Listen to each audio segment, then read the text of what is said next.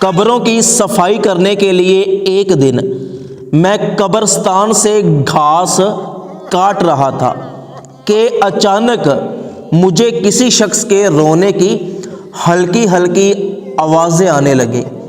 میں حیران ہو کر ادھر ادھر دیکھنے لگا کہ کون شخص میرے قریب آ کر رو رہا ہے، لیکن مجھے کوئی شخص نظر نہیں آیا۔ تو میرے جی میں خیال آیا کہ شاید یہ میرا وہم ہے۔ میں نے پھر گھاس کاٹنا شروع کر دیا۔ دوبارہ پھر کسی شخص کے رونے کی آوازیں آنے لگیں، لیکن اس بار آوازیں تھوڑی تیز تھیں۔ مجھے یقین ہو گیا کہ شاید یہ کسی قبر میں سے آوازیں آ رہی ہیں۔ میں نے قبرستان کا چکر لگایا، 2-3 قبروں پر کان لگا کے دیکھا، لیکن میں جس قبر پر بھی کان لگا کر دیکھتا مجھے کوئی آواز نہ آتی۔ تو اچانک میری نظر ایک ایسی قبر پر پڑی جس کے اوپر بہت بڑا سوراخ تھا۔ میں جیسے جیسے اس سوراخ والی قبر کے قریب جاتا گیا میرے دل میں خوف بڑھتا گیا۔ میں نے بڑی ہمت کر کے اس قبر پر کان لگایا، اور جیسے ہی میں نے اس قبر پر کان رکھا تو مجھے پھر سے کسی شخص کے رونے کی آوازیں آنے لگی۔ اچانک آوازیں اتنی تیز ہو گئی کہ ایک دم جیسے کوئی شخص چیخ اور چلا رہا ہے، جیسے قبر کے اندر کسی شخص کی ہڈیاں ٹوٹ رہی ہیں۔ تو میرے ہوش اڑ گئے، پیروں کے نیچے سے زمین نکل گئی۔ میں نے تیزی کے ساتھ وہاں سے دوڑ لگا دی، اور میں کئی مرتبہ دوڑتے دوڑتے قبرستان میں گرا، اس لیے کہ میرے ہوش ہی قائم نہیں تھے۔ بڑی مشکل سے، بڑی ہمت کر کے میں اس قبرستان سے نکل گیا، علاقے میں آیا، ایک شخص کو اپنے ساتھ لیا جو اس قبرستان میں اکثر آیا جایا کرتا تھا۔ ہر بندے کا اسے پتہ تھا کہ کون سی قبر کس بندے کی ہے۔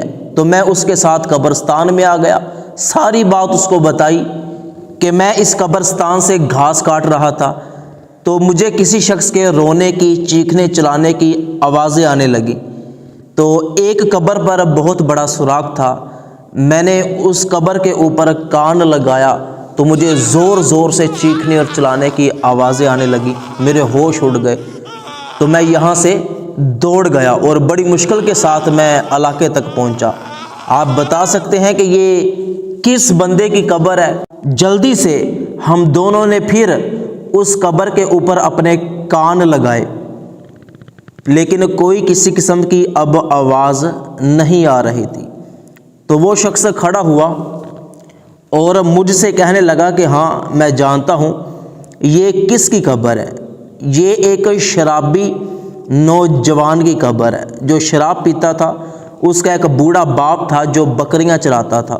وہ شرابی اپنے بوڑھے باپ کے پاس جاتا اور زبردستی اس کو مارتا پیٹتا، اور جو بھی اس کے پاس پیسے وغیرہ ہوتے وہ چھین لیتا اور اس سے شراب پیتا۔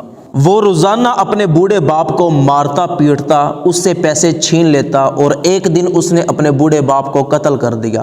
یہ اس نافرمان نوجوان کی قبر ہے۔ تو ہمیں اندازہ ہو گیا کہ یقیناً یہ شراب پینے کی لعنت اور باپ کی نافرمانی کرنے کی قبر میں سزا بھگت رہا ہے۔ تو دوستو، قبر کا عذاب حق ہے، اور جو بندہ والدین کا نافرمان ہوتا ہے، حدیث مبارکہ میں آتا ہے کہ اس کو دنیا میں بھی سزا ملتی ہے، آخرت میں بھی عذاب ملتا ہے۔ تو اللہ پاک سے دعا ہے کہ اللہ پاک تمام بچوں کو اپنے والدین کا فرما بردار بنائے۔ اس ویڈیو کو اپنے تمام دوستوں تک پہنچا دینا مسلمان ہونے کی حیثیت سے یہ آپ کی ذمہ داری ہے۔